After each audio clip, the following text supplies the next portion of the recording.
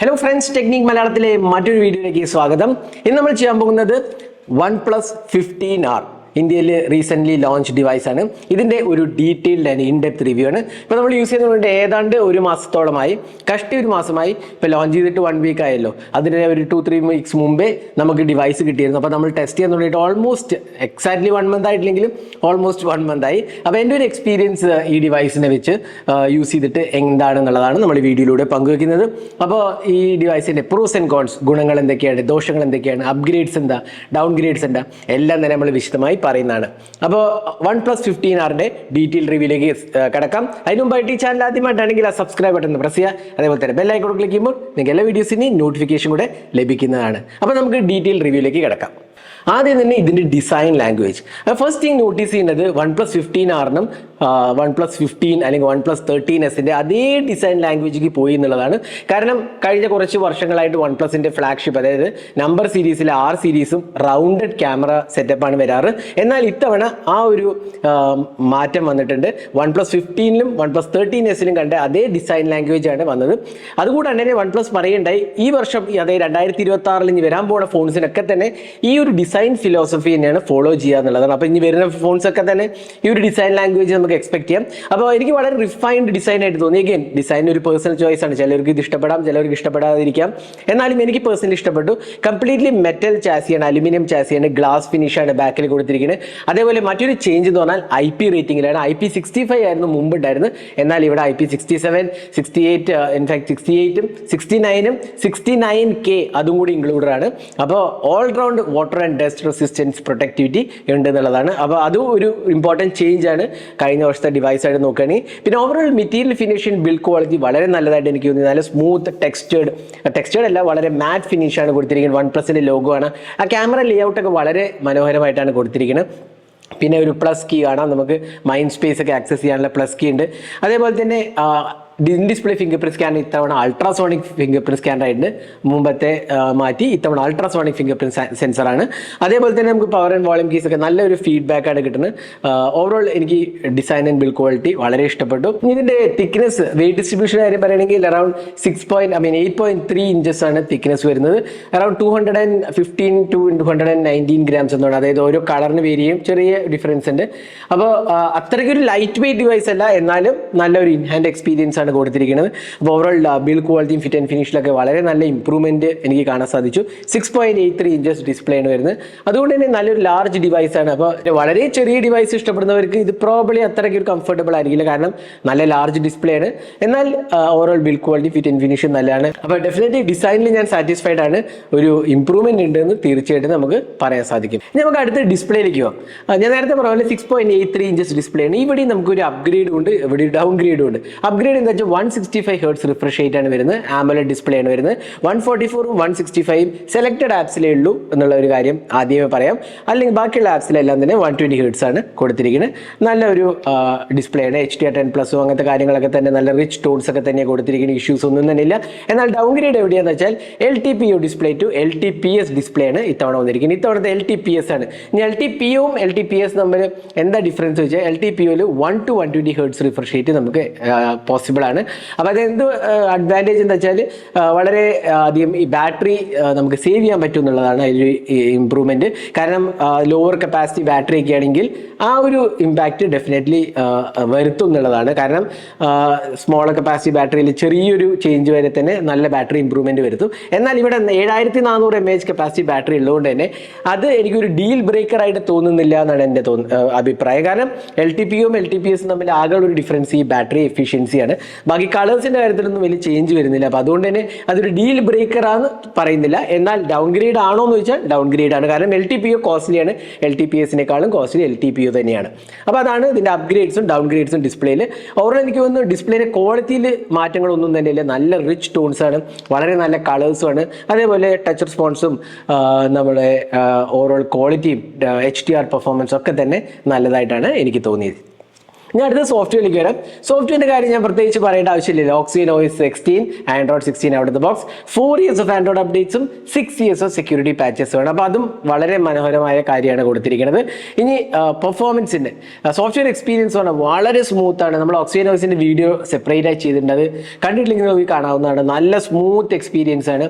അതേപോലെ നമുക്ക് ഒരുപാട് കസ്റ്റമൈസേഷൻ ഓപ്ഷൻസ് വരുന്നുണ്ട്. ലോക്ക് സ്ക്രീന്, ഫ്ലെക്സ് തീംസ്, അതിനകത്ത് തന്നെ ഐക്കൺ ചേഞ്ച് ചെയ്യാം, ഓൾവേസ് ഓൺ ഡിസ്പ്ലേ, അങ്ങനത്തെ ഒരുപാട് ഫീച്ചേഴ്സ് ഇതിനകത്ത് കൊടുത്തിട്ടുണ്ട്. അപ്പോൾ നമുക്ക് ഒരുപാട് കസ്റ്റമൈസേഷൻ ഓപ്ഷൻസ് ഉണ്ട്. അതുകൂടാണ്ട് തന്നെ ഇതിനകത്ത് OnePlusന്റെ AI ടൂൾസ് ഒരുപാടുണ്ട്.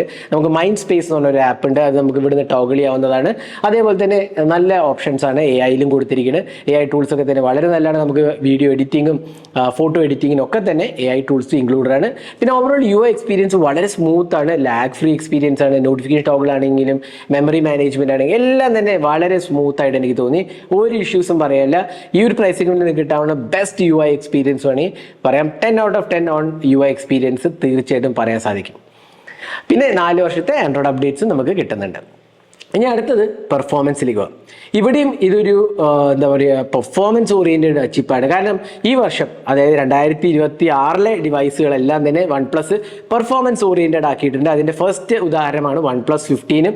കഴിഞ്ഞ വർഷത്തെ 13 അത്ര പെർഫോമൻസ് ഓറിയൻറ്റഡ് ആയിരുന്നില്ല, എന്നാൽ ഇത്തവണ പെർഫോമൻസിനാണ് മുൻതൂക്കം കൊടുത്തിരിക്കുന്നത്. സ്നാപ്ഡ്രാഗൺ 8 Gen 5 ഇത് ഫസ്റ്റ് ഡിവൈസാണ് സ്നാപ്ഡ്രാഗൺ 8 Gen 5 വരുന്നത്.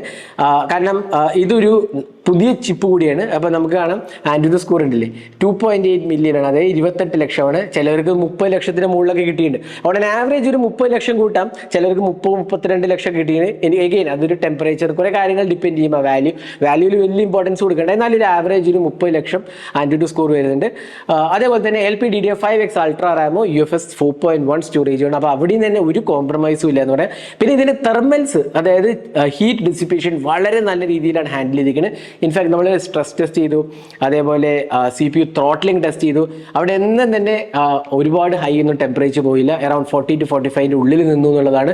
അത് നോർമൽ ടെമ്പറേച്ചർ ഇൻക്രീസ് ആണ്. അപ്പോൾ അതുകൊണ്ട് തന്നെ വളരെ നല്ലൊരു തെർമൽ പെർഫോമൻസ് ഉണ്ട് എന്ന് പറയാം. അപ്പോൾ ഗെയിമേഴ്സിനൊക്കെ നല്ലൊരു ഡിവൈസാണ്. ഈ ഒരു പ്രൈസ് സെഗ്മെന്റിൽ അടിപൊളി ഗെയിമിംഗ് കിട്ടുന്നുള്ളതിൽ ഒരു സംശയമില്ല. അപ്പം ടോപ്പ് നോച്ച് പെർഫോമൻസ് ആണ് കിട്ടുന്നത്. സ്നാപ്ഡ്രാഗൺ 8 Gen 5 ഒരു പുതിയ ചിപ്പാണെങ്കിലും തന്നെ വളരെ നല്ല ഒപ്റ്റിമൈസ്ഡ് ആയിട്ട് എനിക്ക് തോന്നുന്നു. അതേപോലെ തന്നെ തെർമൽ മാനേജ്മെന്റും നല്ല രീതിയിൽ, അതായത് വേപ്പർ ചേമ്പർ കൂളിംഗ് എല്ലാം തന്നെ നല്ല രീതിയിൽ കൊടുത്തിട്ടുണ്ട് നമുക്ക് തീർച്ചയായിട്ടും പറയാൻ സാധിക്കും. ഇനി ഇതിനകത്ത് ഞാൻ നേരത്തെ പറഞ്ഞ പോലെ അൾട്രാസോണിക് ഫിംഗർ പ്രിന്റ് സ്കാനറാണ്, വളരെ ഫാസ്റ്റ് ആണ്. പിന്നെ ഡ്യുവൽ സ്റ്റീരിയോ സ്പീക്കേഴ്സ് ആണ് കൊടുത്തിരിക്കുന്നത്. നമുക്ക് പെട്ടെന്ന് തന്നെ സ്പീക്കർ ക്വാളിറ്റി ഒന്ന് ചെക്ക് ചെയ്യാം.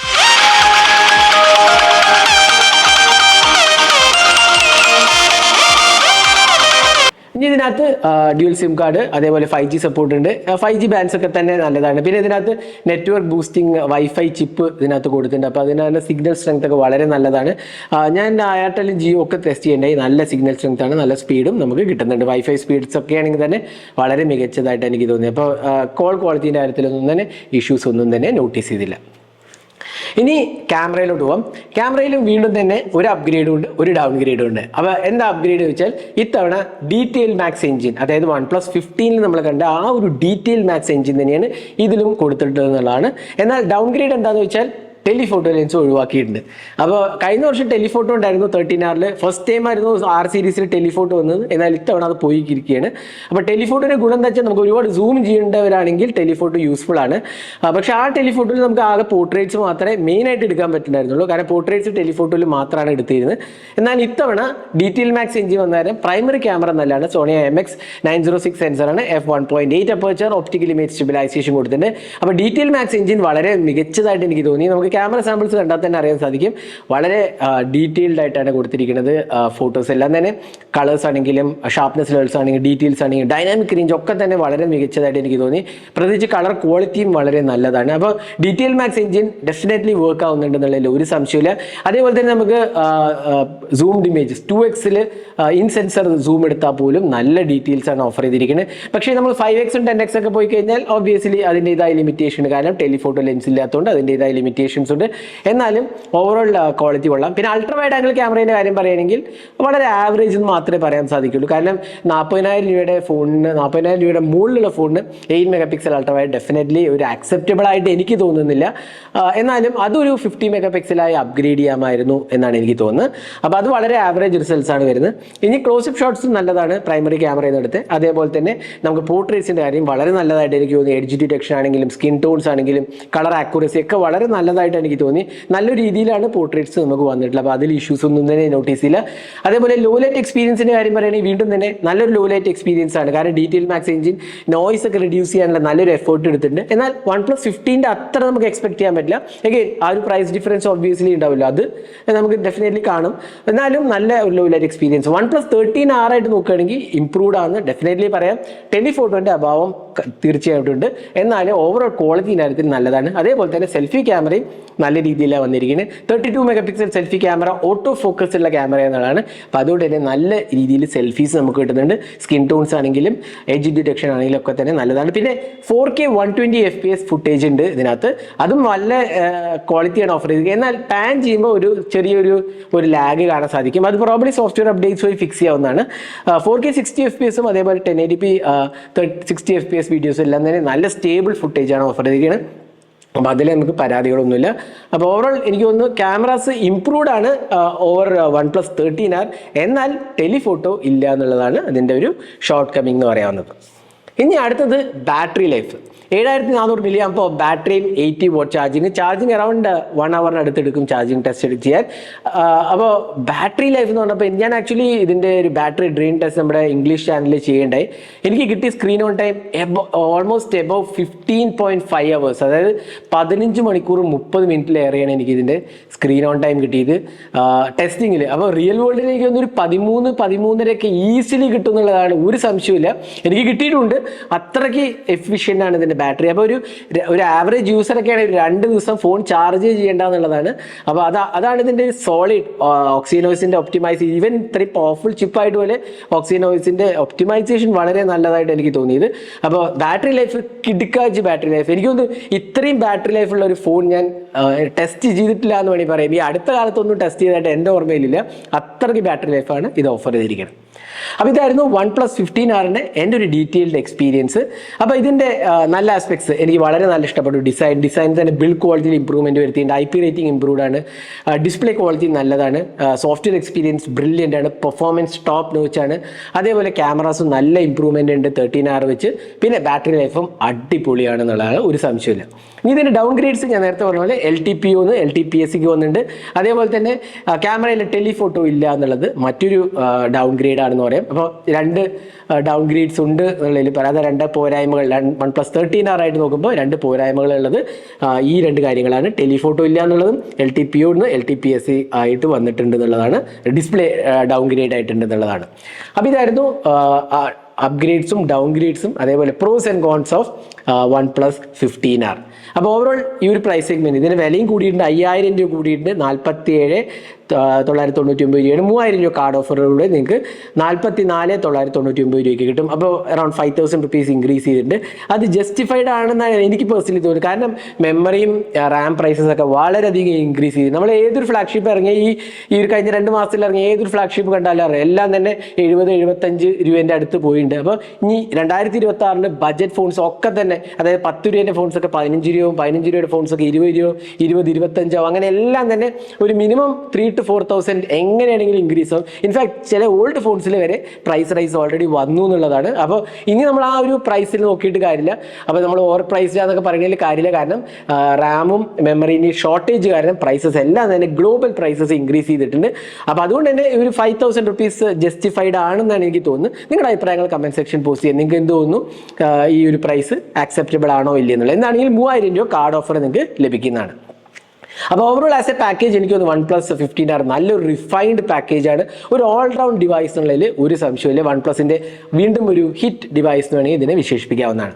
അപ്പോൾ ഇതായിരുന്നു OnePlus 15Rൻ്റെ എൻ്റെ ഒരു ഡീറ്റെയിൽഡ് റിവ്യൂ. ഈ വീഡിയോ നിങ്ങൾക്ക് ഇഷ്ടപ്പെടുന്നതായിരിക്കണം. ഇതേപോലത്തെ കൂടുതൽ ടെക് വീഡിയോസിനായി ചാനൽ സബ്സ്ക്രൈബ് ചെയ്യാൻ മറക്കരുത്. Thanks for watching. Hope to see you next video. Have a great day.